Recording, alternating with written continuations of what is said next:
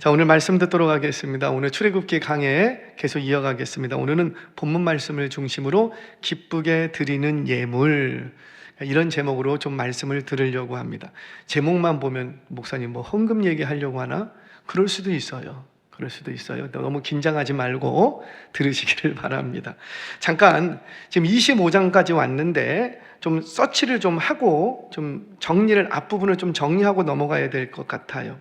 자, 출애굽을 했습니다. 출애굽한 지 2개월 만에 우여곡절 끝에 출애굽기 이 19장에 딱, 19장이 아니죠, 시내산에 도착합니다. 시내산에 도착하는 게 19장인데 그러니까 출애굽을 하고 우여곡절 끝에 시내산에 2개월 만에 도착을 합니다. 10가지 애굽에 내려진 재앙을 다 눈으로 봤고요. 그리고 출애굽을 합니다. 그리고 출애굽한 후에 가장 먼저 뭐가 딱 맞닥뜨리게 되고, 홍해가 딱 나타나고 그 홍해를 딱 건넜어요. 그러더니만 마라에 쓴물이 단물되는 사건이 있었지요. 그리고 나서는 느비dim 골짜기에 도착을 합니다. 이때 물이 없어. 그러니까는 반석을 쳐서 물을 내고, 물 마시고 나서 거기서 아말렉과, 이 아말렉 족속은 본래가 그 약탈 민족이에요. 그러니까 뭐를 씨를 심어서 뭐를 추수해서 거두어 먹고 사는 민족이 아니라, 본래 이 아말렉 족속은 광야에 진치고 있다가 누구 지나가면 뺏고, 주변 나라들 뭐 심어놓은 거 있으면 약탈해 오고, 그걸로 먹고 사는 민족이 이 아말렉 민족이에요. 그래서 우리 하나님은 대대로 내가 어떤 민족과 싸우겠다, 아말렉 민족과 싸우겠다. 왜? 그들은 하나님의 백성들이 잘 되는 꼴을 못 봐. 그래서 어찌하든지 그들이 잘 되는 것을 뺏어오려고 하는 민족이 아말렉이에요. 그래서 하나님은 누구와 싸워주시겠다? 아말렉과 너희 싸우지 마, 내가 대신 싸워줄게 말씀하십니다. 자, 여하튼 간에 그 아말렉과의 전쟁이 있습니다. 그렇게 죽을 위기를 통과하고 드디어 시내산 아래에 딱 도착을 했어요. 여러분, 이 시내산 아래에서는 그야말로 좀 숨을 돌리고 휴식을 취할 수 있는 장소이기도 합니다. 그런데 사실 이 시내산은 그저 휴식을 취하고 숨 돌리는 안전한 장소만으로 생각하시면 안 돼요. 진정한 의미는 따로 있습니다. 영적인 의미도 있고 역사적인 의미도 있어요. 자, 먼저 영적인 의미를 조금 정리를 해보죠. 하나님께서 말씀하신 대로 이 시내산에 도착한 것은 하나님께서 말씀하신 대로 드디어 이 백성이 하나님을 본격적으로 예배하는 민족이 됐다는 거예요. 그러니까 애굽에 있을 때는 예배했다 안 했다? 못했다. 그런데 출애굽하고 홍해 건너고 뭐 이러면서도 못했는데 어디 와서 예배하기를 시작하더라. 그렇죠. 시내산에 와서야 본격적으로, 왜? 성막이 건립에 딱 되고 제사 제도가 정비가 되면서 본격적인 예배하는 민족의 길을 걷게 됩니다.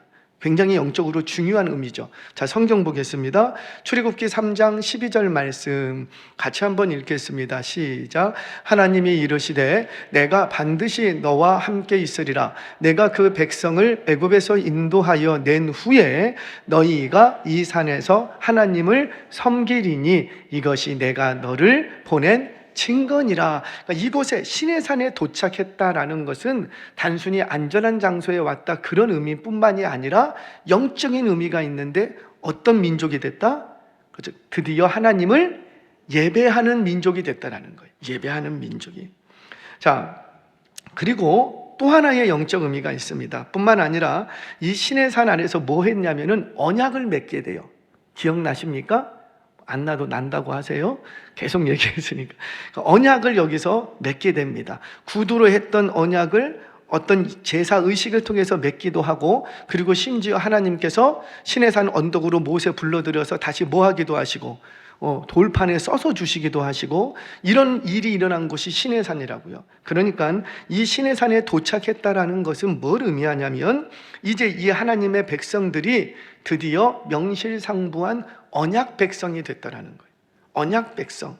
이 언약 백성이 됐다라는 의미는 뭐냐면, 이스라엘 민족이 하나님 앞에서 언약을 맺은 언약 백성이 됐다라는 의미도 있고, 다시요, 언약 백성이라는 의미는 뭐냐면 내가 하나님 앞에서 언약 백성이 되었다라는 의미도 있고, 또 하나는 우리 안에 우리 스스로가 언약으로 하나 된 공동체라는 의미도 있어요. 그러니까 저와 여러분들이 하나 됐는데 뭘로 하나 됐다고요? 언약으로 하나가 됐다. 말씀으로 하나가 되고 그 말씀을 하나로 연결시켜 주시는 분이 성령님이신데, 이제 우리가 언약 백성이 되었다라는 의미는 내가 하나님 앞에 언약 백성이 됐다라는 의미도 있지만, 우리 서로가 우리가 뭘로 연결되어 있다? 언약 공동체가 됐다라는 의미도 있는 거예요. 그래서 하나님께서는 이 백성들에게 이렇게 말씀하십니다. 출애굽기 19장 5절에서 6절 말씀 같이 읽겠습니다. 시작. 세계가 다 내게 속하였나니 너희가 내 말을 잘 듣고 내 언약을 지키면 너희는 모든 민족 중에서 내 소유가 되겠고 너희가 내게 대하여 제사장 나라가 되며 거룩한 백성이 되리라. 너는 이스라엘 자손에게 전할지니라. 그러니까 이 시내산 아래에 와서 19장이 시내산에 도착한 거예요. 이때 와서 하나님은 뭐라고 말씀을 하시냐면, 너희는 누구 소유가 됐고, 그렇죠, 나의 소유권을 얘기하는 것은 내가 책임지겠다 이거 말이에요. 넌 내 거. 그러니까 넌 내 거니까 누가 책임진다? 누가 주인이다? 그렇죠, 하나님이 주인이다 그 뜻이에요. 너는 내 백성이 됐고 내 소유가 됐고, 그리고 너희는 거룩 제사장 나라가 됐고, 그러니까 타 민족하고 하나님 사이에 중재하는, 연결시켜 줄 수 있는 연결고리 역할을 할 수 있는 제사장 나라가 됐고, 그리고 너희는 어떤 백성이 될 것이다? 거룩한 백성이 되리라. 왜? 우리가 섬기는 하나님이 어떤 하나님이니까. 그렇죠, 내가 거룩하니 너희도 거룩하나. 세 가지를 얘기하십니다. 자, 그래서 바로 이것이 출애굽 백성들에게 시내산 도착이 가지고 있는 영적 의미라고요. 자, 이곳에서 대략 11개월 정도를 머물게 됩니다. 11개월 정도를. 또 이곳은 이런 영적 의미가 있는 것뿐만 아니라 이스라엘 백성의 역사 속에서, 이스라엘 백성 내의 역사 속에서도요, 굉장히 역사적으로 분기점을 이루는 굉장히 중요한 장소가 되는 곳이 시내산입니다. 무슨 말이냐면, 이전까지는 노예 민족으로 살아왔어요. 노예 민족으로. 그런데 시내산에서부터는 명실상부한 자유민이 됩니다. 그러니까 이전에도 자유민이었지만 여기 와서 진정한 자유민이 돼요. 왜? 더 이상 애굽의 추격이 있어요, 없어요? 없어요.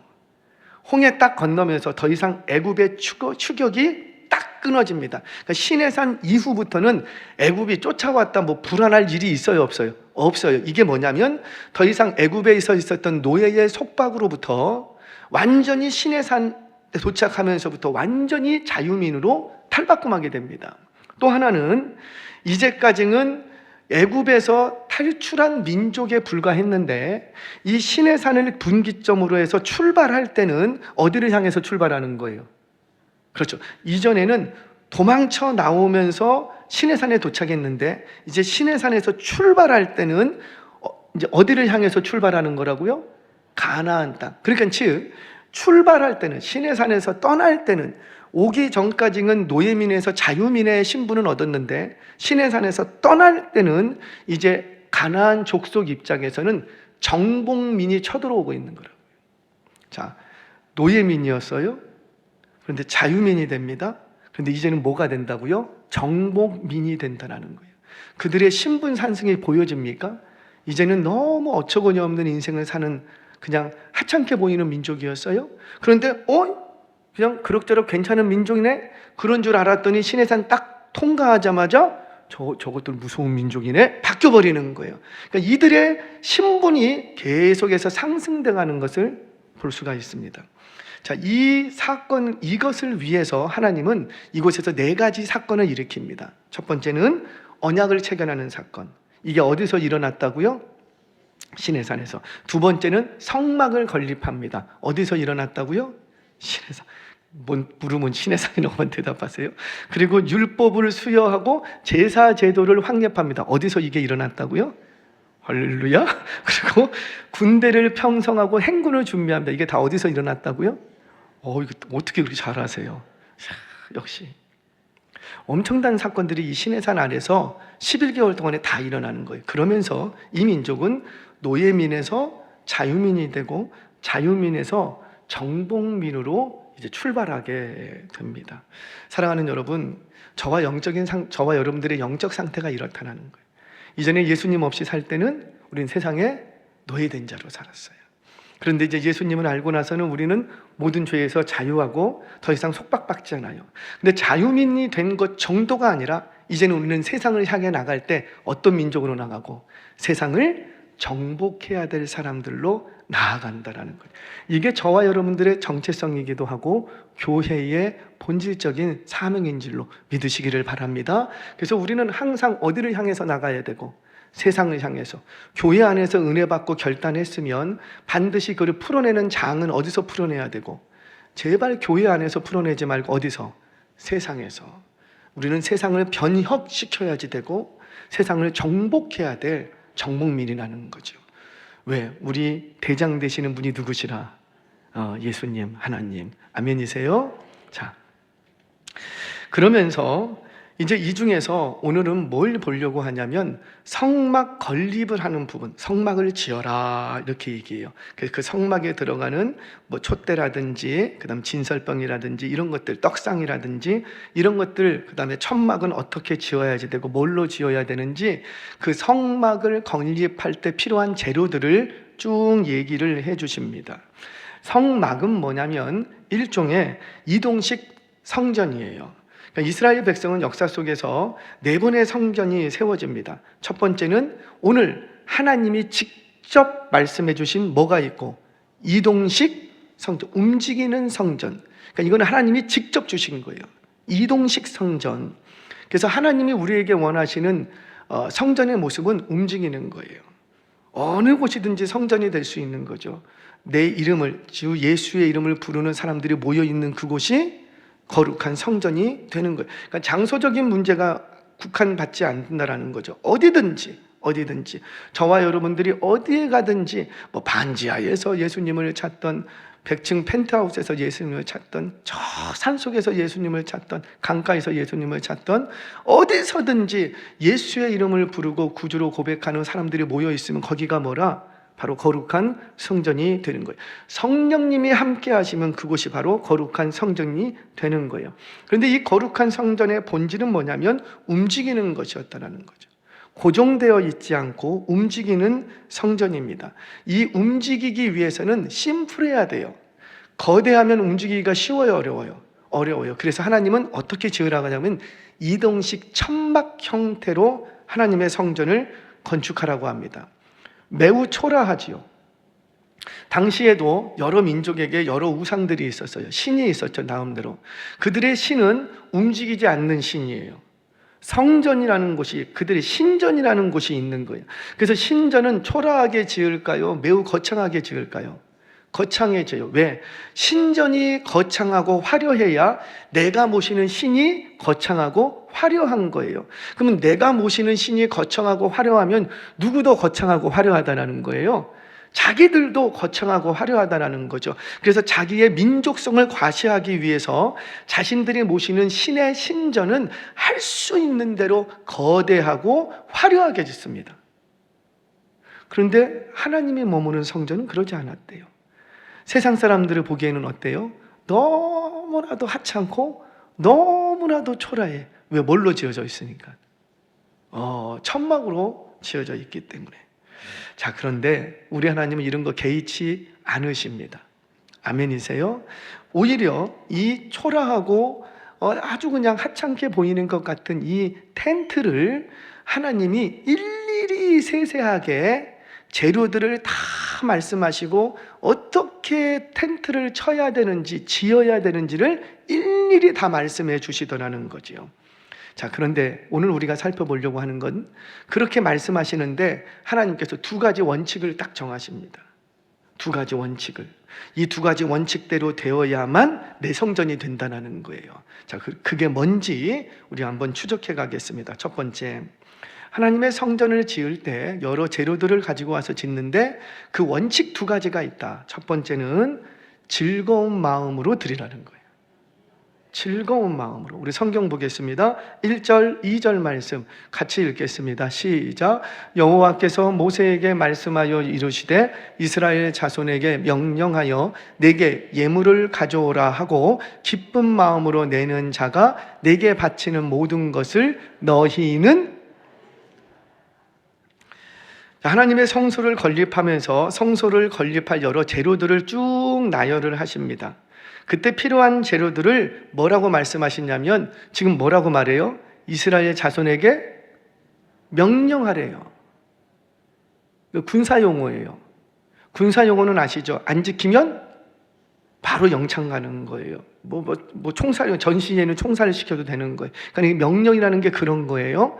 명령은 반드시 지켜야 돼요? 아니면 안 지켜도 돼요? 이건 고민할 필요가 있어요? 없어요? 없다라는 거죠. 왜냐하면 이건 명령이기 때문에.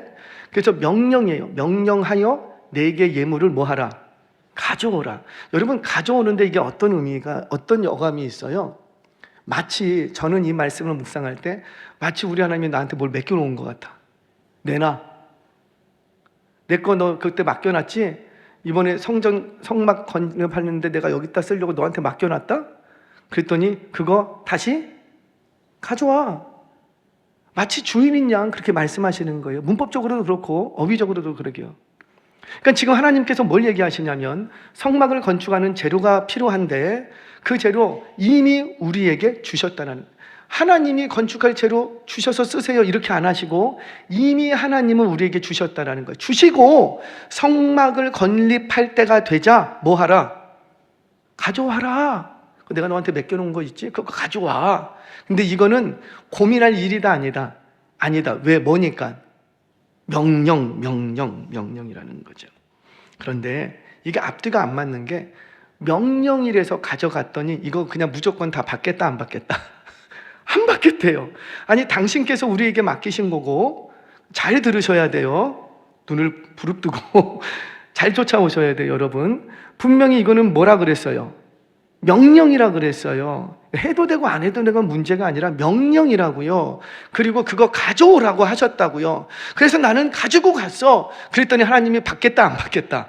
안 받겠대요. 아니 당신 거 당신 앞에 드리겠다고 가지고 왔는데도 불구하고 받겠다 안 받겠다?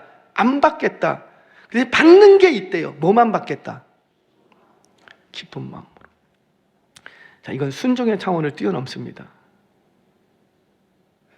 우리는 순종이 강조되는데 이건 순종의 차원을 뛰어넘는 거예요. 우리 중에 누구도 순종 안 할 사람 없어요. 가지고 와라 하면 다 가져갈 거예요. 하나님이 무서워서도 가져오고 뭐 안 하면은 어찌 당할까 봐 가져오기도 하고. 한 분이 저한테 연락이 왔어요. 저한테 어떤 제가 이제 아시는 분이 계십니다. 목사님 제가 이제 회개했습니다. 목사님 사역에 필요한 거 있으면 언제든지 얘기하세요. 목사님. 그래서 알았다고. 왜 그런가 했더니만 보이스피싱 당했어. 웃을 일이 아닌데, 죄송합니다. 웃을 일이 아닌데 보이스피싱을 당해갖고 2천만 원을 날라간 거예요. 더 날라갈 뻔했는데 돈이 많으신 분이에요. 더 날라갈 뻔했는데 이상하더래요. 그래갖고 얼른 가갖고 이래저래 막아갖고 2천만 원만 손해봤대요. 그러면서 고백을 하는 거예요. 내가 하나님 나라 위해 써야 되는데 안 쓰다가 보이스피싱 당했습니다. 이제는 기회 되는 대로 하나님 앞에 드리겠습니다. 아까워. 이분이 신앙이 없는 분이 아니에요. 굉장히 헌신이 많고 신앙이 분이 많고 본인 교회를 위해서 엄청 헌신하시는 분이에요. 그럼에도 불구하고 자신의 마음에 드릴 때 아까워하는 마음이 있어서 드릴까 말까, 이거들 아예 조금만 줄이자, 요렇게 그렇게 갖고 모아놨던 거야. 근데 그 모아놓은 거 다 어떻게 됐다고요? 그러면서 자기 입으로 목사님 보이스피싱 한번 당해보세요. 물질 아무 필요 없어요. 하나님이 주신 건데 그 주신 것을 달라고 하신다고요. 내가 성막을 지금 건립해야 되는데 너 맡겨놓은 거 이제 가지고 와. 그런데 나는 아무거나 받지 않겠대요. 뭐만 받겠대요? 기쁨으로 드리는 것만 받겠다는 거예요. 자, 여기서 이 기쁘다라는 말을 나다부라는 말입니다. 이 나다부라는 원의는 뭐냐면 강제력이 없는 자유의사로 봉사하는 것을 말해요. 근데 앞뒤가 안 맞죠. 분명히 앞에서는 뭐 했는데? 명령. 강제성이 있어요 없어요? 있죠. 그런데 우리는 뭐만 받겠다고요? 강제성 없는 것처럼 드린 것만 받겠대요. 이거 참 하나님의 묘수예요. 도저히 우리의 상식으로는 앞뒤가 안 맞고 이해가 안 되는데 하나님 안에서는 이게 이해가 되는 거예요. 분명히 강제력은 있지만 그 강제력을 하나님 앞에 실천할 때는 강제력이 없는 것처럼 실천을 하더라는 거죠. 그래서 다른 이런 본문에서는 뭐라고 번역을 했냐면 아낌없이, 아까워하지 않고 네 마음에 원하는 대로 이렇게 번역을 했어요. 지금 뭘 말하냐면 여러분 잘 들으셔야 돼요. 분명히 하나님의 성막을 건립하는데 필요한 재료들은 명령이에요. 가지고 와야 돼요. 이거는 가지고 선택의 여지가 없고 무조건 가지고 오는 거예요. 그런데 그런 명령 앞에 우리의 관심은 뭐냐면 금으로 드릴까 은으로 드릴까. 요즘 금값이 엄청 비싸다던데 왜? 금도 필요하고 뭐도 필요하고 은도 필요해. 그러니까 우리는 뭘 생각하냐면 내가 드리겠다는, 안 드리겠다는 아닌데 하나님 요즘 금값이 많이 올라서 금으로 드릴까요? 내가 은으로 드릴까요? 내가 정말 하나님 드리라고 해서 내가 드리긴 하겠는데 청색실로 드릴까? 홍색실로 드릴까? 자색실로 드릴까? 순양의 가죽도 필요하고 해달의 가죽도 필요하고 향료도 필요하고 기름도 필요하고 뭐 호마노도 필요하고 각종 보석이 다 필요한데 나는 뭘로 드릴까? 우리의 관심은 거기에 있다는 거죠. 내가 뭘로 드릴까? 그런데 하나님이 주목하시는 건 따로 있답니다. 뭐라? 무엇을 드릴 것인가? 행위와 품목이 하나님의 관심이 아니라 너가 어떤 내면의 상태, 마음의 상태로 드렸느냐. 그러니까 우리 하나님은 지금 뭘 보시겠다라는 거예요. 그렇죠. 분명히 가져오는 건 명령인데 너희들 순종할 줄 안다. 순종하는데 뭘로 드릴 것인가? 드릴 것인가? 안 드릴 것인가? 뭘로 드릴 것인가? 행위와 품목에 관심이 있는 게 아니라 우리 하나님은 뭐에 관심이 있다? 아니 금은 보석으로 가지고 와도 우리 하나님 하나도 안 기쁘대. 하나도 안 기쁘대. 왜? 어차피 그건 마땅히 가져와야 되는 건데. 마땅히 가져와야 되는 걸 가져왔는데 우리는 그거 받을 때 하나도 안 기쁘대. 그런데 실 몇 가닥 갖고 왔어요. 실 몇 가닥, 하나님 실 몇 가닥 갖고 왔습니다. 그런데 우리 하나님 너무 기뻐하시대. 뭐 때문에? 뭘 보시니까? 마음을 보시겠다는. 그래서 우리 하나님의 관심은 그가 어떤 행위가 동반될 때, 행위가 없는 건 아닌데 행위가 동반될 때 우리 하나님은 그 행위와 품목에 관심이 있는 것이 아니라 너가 그 행위를 했던 그 마음의 심연의 내면의 상태, 나다보 하고 있는가, 즐거움으로 하고 있는가, 기쁘게 감당하고 있는가, 억지로 하고 있는가를 보시겠다라는 거예요. 사랑하는 여러분, 성막을 짓기 위해 하나님께 드려야 할 것들은 명령입니다. 그래서 드려도 되고 안 드려도 되는 게 아니에요. 예배 드려야 돼요? 안 드려야 돼요? 드려야 돼요. 그런데 그거 반드시 드려야 돼요. 그럼에도 불구하고 우리 하나님은 어떤 예배만 받으시겠다? 기쁜 마음으로 예배하는 자들의 예배만 받으시겠다라는. 교회 안에 여러 봉사들이 있습니다. 헌신의 자리들이 있습니다. 그거 반드시 해야 돼요. 그거 안 하면은요 정말 예배가 힘들어지고 우리 원시 시대로 돌아가야 될 수도 있어요. 그럼에도 불구하고 반드시 누군가는 해야 돼요. 그런데 우리 하나님은 그 하는 행위 속에서 뭐만 기쁘게 받으시겠다? 기쁜 마음으로 헌신하고 봉사하는 그것을 우리 하나님은 받으시겠다라는 거예요. 여러분, 기쁘게 드린다는 게 뭘까요? 이거는 헌금에 관한 문제가 아니에요. 헌금을 포함한 모든 헌신과 봉사와 모든 섬김의 자리가 다 포함되어 있는 거예요. 여러분, 즐겁게 드린다는 게 무슨 뜻입니까? 지난 명절이 됐어요. 우리 청년들 중에 목사님 보세요. 부모님 저기 용돈 드리신 분 올라? 직장을 월급을 못 받아서 못 드렸죠? 받기만 하는 것들. 내년에는 드실 줄로 믿습니다. 내가 직장 생활을 하기 시작하면 아니 내가 용돈이라도 받는다면 그 용돈 조금씩만 모아놨다가 명절 때 엄마, 아빠 드릴 수도 있잖아요. 그게 뭐 나쁜 겁니까? 근데 우리 엄마 아빠가 그 금액 보죠? 봉투가 얼마인가? 그거부터 보세요? 보실 수도 있겠죠. 근데 사실은 뭘 보는 거예요? 마음. 그 봉투가 너무 가벼워도 오메 오메 내 새끼, 오메 내 강아지. 마음을 보는, 우리도 그런데 하나님은 어떠시겠습니까? 사랑하는 여러분, 저와 여러분은 이 땅에 하나님의 성소를 지어가는 사람들이에요. 나에게 허락하신 분기 속에는 이미 하나님께서 하나님 나라를 건립하기 위해서 다 주신 것들이 있다라는 거지요. 하나님의 성소는 기쁘게 자원하여 헌신하는 사람들을 통해서만 세워져 가는 거예요. 저와 여러분이 이 땅에서 하나님의 성소를 세워가기 위해서 즐거이 헌신할 수 있는 주의 사람들 되시길 주의 이름으로 축원합니다. 자, 첫 번째 원칙.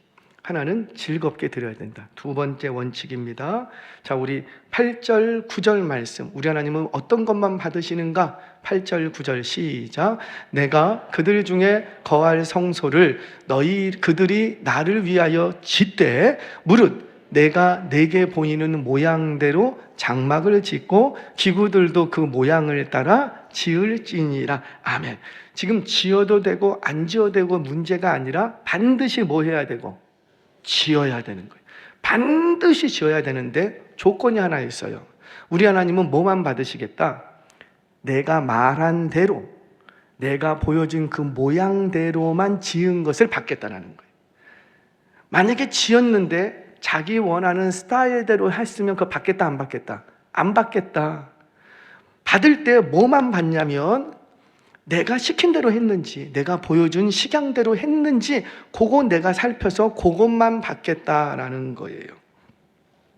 그처럼 우리 하나님께서는요, 너가 내 앞에 가지고 올 때 금을 가지고 은을 보석을 가지고 청색 홍색 자세실을 가지고 올 때 기쁜 마음으로 가지고 와서 하나님 나 이거 하나님께 드리는 게 너무 기뻐요. 내 것 좀 받아주세요. 그럼 우리 하나님이 너무 기쁘게 받으신답니다. 그런데 받으실 때 그것이 내 열정과 내 열심이 아니라 내가 하고 싶은 대로가 아니라 하나님이 하라고 하신 대로 한 것만 받으시겠다는 거예요. 내가 기쁘게 드려도 안 받으실 수 있다는 거죠. 뭐가 충족이 안 되니까.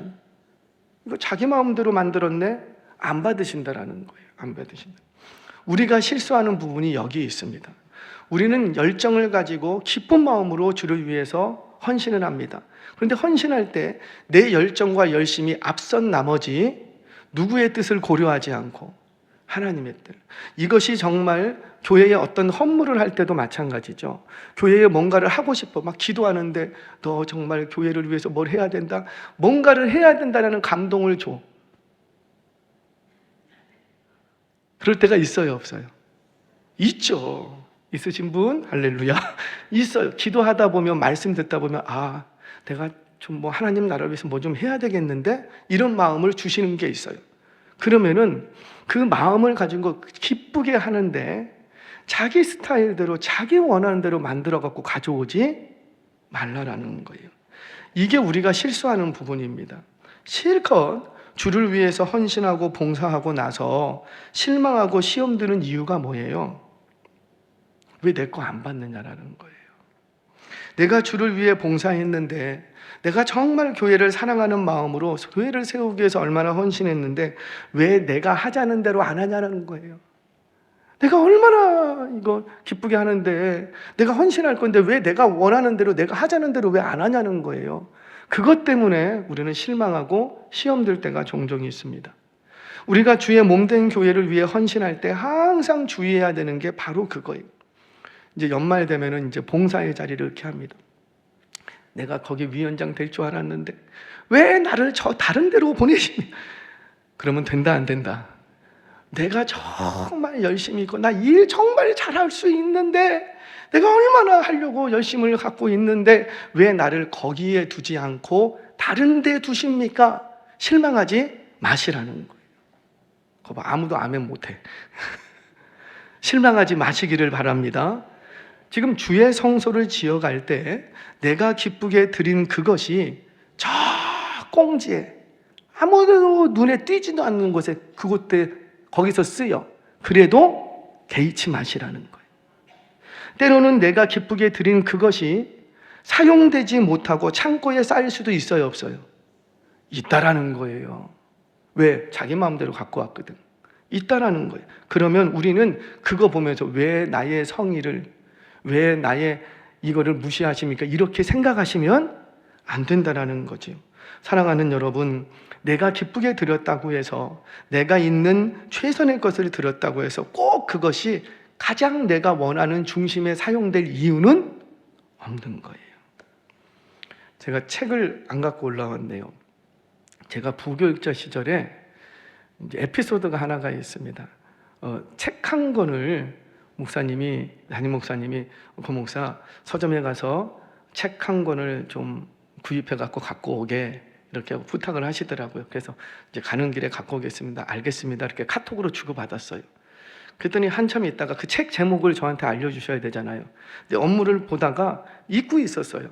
근데 갑자기 뜬금없이 누가 내 강대상을 옮겼나? 이렇게 카톡이 온 거예요. 제가 깜짝 놀랐어요. 제가 부목사인데. 그래서 제가 그랬죠. 목사님, 제가 안 옮겼는데요. 아니, 책 제목이 누가 내 강대상을 옮겼나? 그 책 제목이에요. 그 책 제목이 그거예요. 그 책을 사오라는 거예요. 그래서 제가 누가 내 강대상을, 제가 안 옮겼는데요.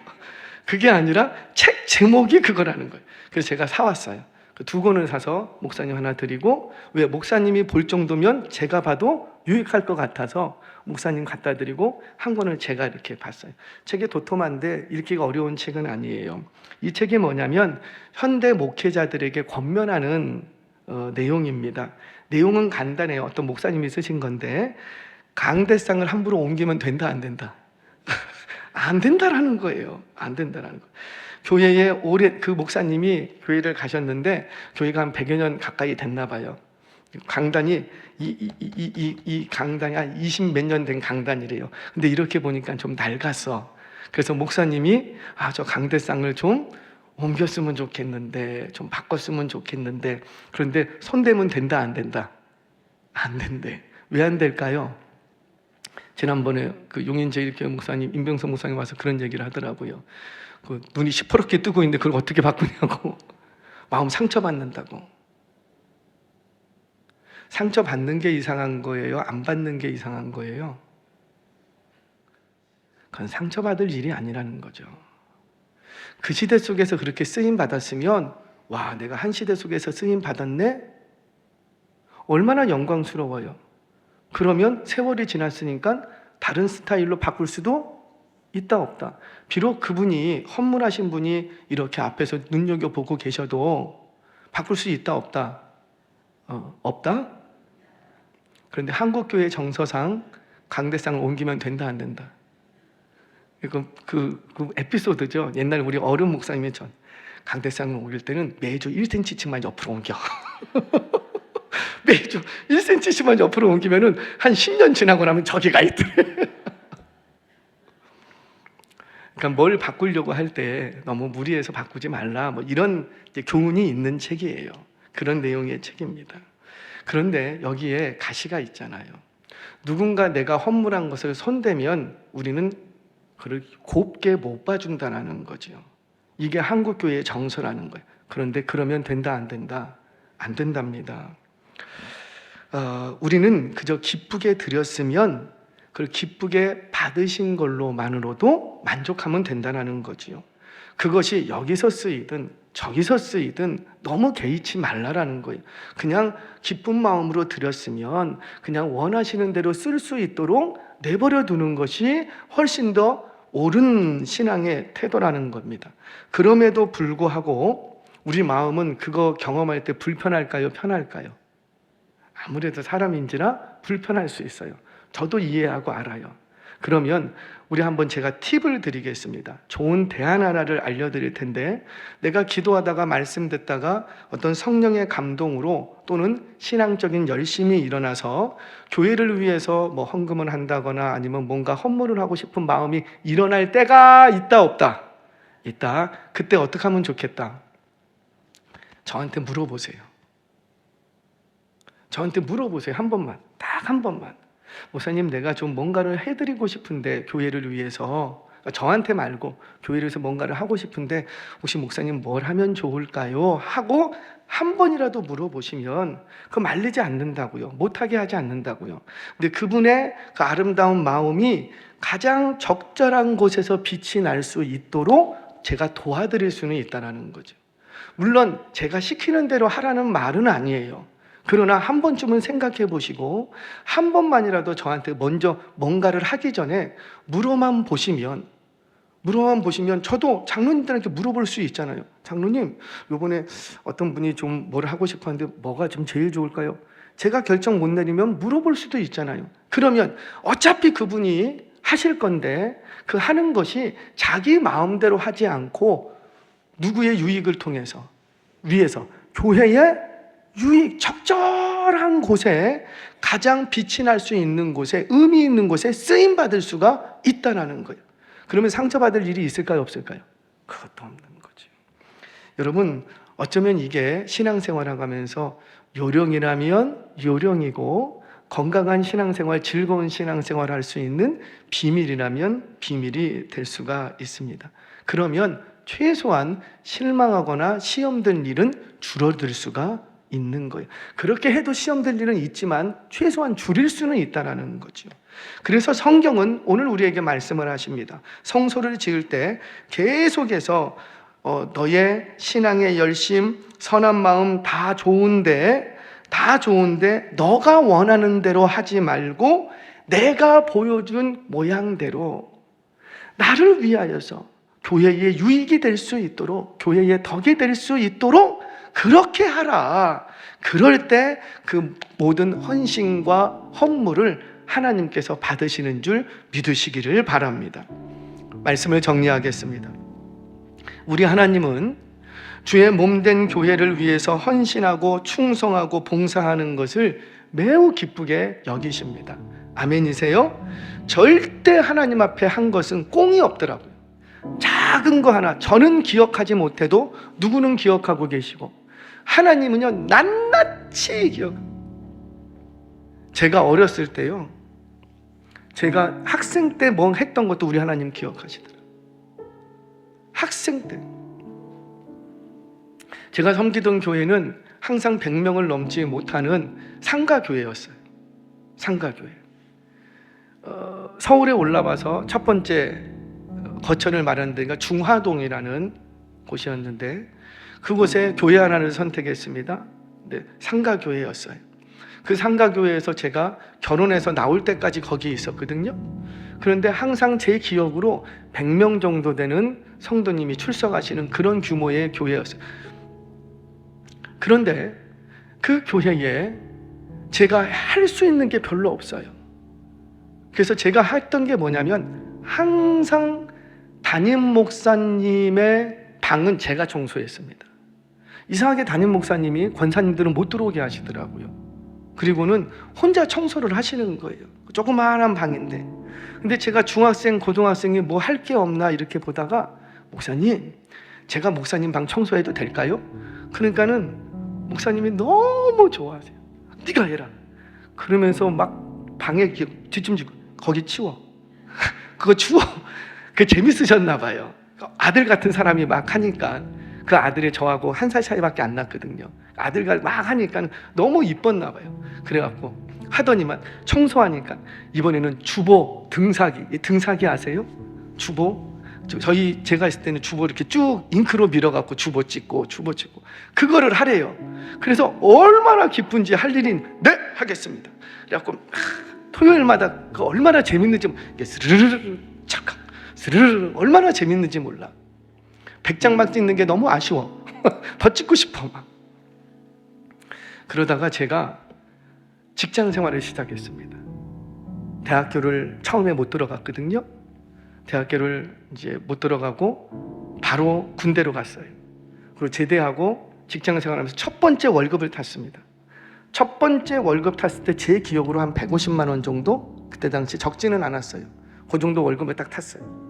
그 첫 번째 월급을 가지고 제가 고민을 했습니다. 하나님, 이거 가지고 내가 어디에 써야 될까요? 어디에 써야 될까요? 목사님한테 물었어요.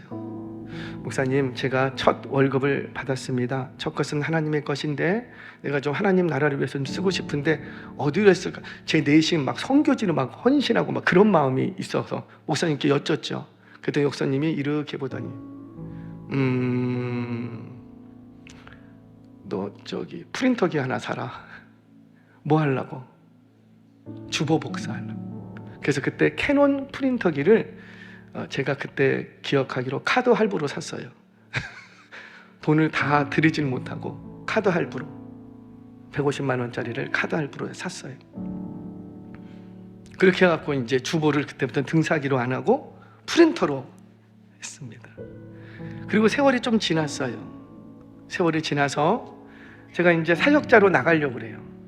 사역자로 교회를 떠나야 됩니다. 어쩔 수 없이. 왜냐하면 교단이 달랐거든요. 제가 섬기던 교회는 기장교회였고 기독교 장로교회, 제가 공부하는 곳은 예장교회 합동치기였고 교단 자체가 달라서 제가 길을 걸어가는데 목사님이 너 네 갈 길 가야 되겠다. 그래서 그 목사님이 저를 보내주셨어요. 그래서 교회를 떠나는 그날 이제 교회 앞에 인사를 하라고 저희 사모하고 저하고 애들하고 이렇게 인사를 하라고 그때 첫애가 있었으니까. 그래서 교회 앞에 나와서 100여 명 앉아있는 성도님들한테 얼마나 정이 들었어요. 진짜 똥물 다 퍼가면서 그 개척교회 섬기면서 너무나도 정이 들어서 떠나기가 싫은데 저분은 우리 어머니 같고 우리 할머니 같고 우리 아버지 같고 그런데 어쩔 수 없이 떠나야 되는 거예요. 그때 인사를 드렸습니다. 제가 이래저래 해서 떠나야 되니까 너무 마음이 아픕니다. 그리고는 다 정리가 됐어요. 그때만 딱 내려가려고 하는데 목사님이 거기 있어. 그러면 막 내려오시더니만 성도들 보는 데서 봉투 하나를 주시는 거예요. 얼마가 담겨 있었을까요? 센스가 있어. 150만 원. 그 개척교회에서 150만이 적은 돈이 아니잖아요. 일개 집사가 떠나는데 150만 원을 봉투에 딱 담아갖고 가면서 사역 차례에 150만 원을 주더라고요. 그때 제가 너무 놀랐어요. 아니 교역자가 떠날 때도 그렇게 안 해주셨는데 일개 집사가 가는데 150만 원? 그때 퍼뜩 생각이 났어요. 내가 이전에 뭘 심었기 때문에. 그렇지, 프린터기를 심었지. 150만 원짜리. 하나님께서는 그것도 기억하셨다가 고스란히 목사님한테 이거 150만 원짜리 얘기한 적 없거든요. 근데 하나님은 기억하시고 고스란히 되갚아 주시더라는 거예요. 사랑하는 여러분, 이런 얘기를 하면 내가 150만 원을 얻으려면 어떻게 해야 돼? 지금 돈 얘기를 하는 게 아니잖아요. 우리의 모든 봉사와 헌신이 정말 기쁜 마음으로 하는가? 우리의 모든 봉사와 헌신이 하나님이 원하시는 방향대로 하나님의 뜻대로 지금 하고 있는가? 내 신앙적 열심이 아파서 내가 하고 싶은 대로 하는가? 아니면 한 번쯤은 물어보고 하는가? 어떤 게 교회에게 유익이 더 되겠습니까? 저와 여러분들 오늘 이 말씀 앞에 과연 나는 하나님 앞에 기쁜 마음으로 드리고 있는지, 하나님 앞에 나는 헌물과 헌신할 때에 어떤 마음으로 하고 있는지 다시 한번 돌아보시면서 저와 여러분들의 모든 헌신과 봉사함이 하나님이 기쁘게 받으시는 헌신과 봉사 되시게 주의 이름으로 축원합니다.